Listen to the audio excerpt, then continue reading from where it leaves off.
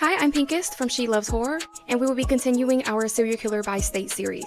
Today, the state that I have selected will be New Jersey. So trigger warning, the story involves violent and graphic content, so please watch with care, and may the victims and the departed rest in peace. Khalil Wheeler Weaver, born April the 20th, 1996 in Orange, New Jersey.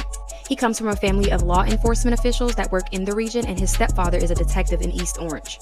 He attended Orange High School, and he had few friends and did not date. He was described as nerdy, and at the time of his crimes, he worked as a security guard in hopes of becoming a police officer. He killed 4 people total, and he was active from August to November of 2016.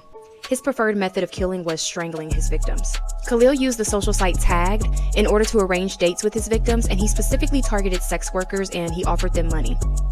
Tiffany Taylor was the only surviving victim. She was his 4th attempt, and the two met at a hotel in Elizabeth, New Jersey.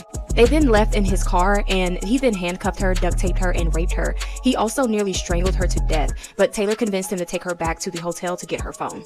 And once there, she locked him out and called 911.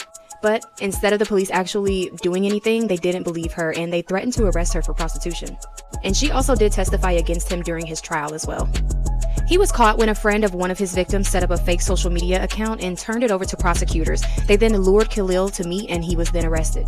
Little evidence tied him to the crimes, but his DNA was found under one of his victims' fingernails.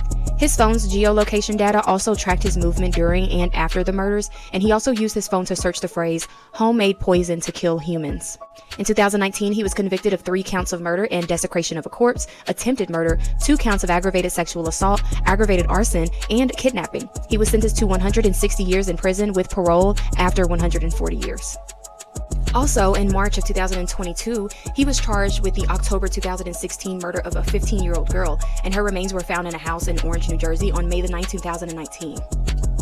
Thank you guys so much for sticking around and hanging out with me. I really appreciate the support, and let me know what you think of this case and also which state should I cover next.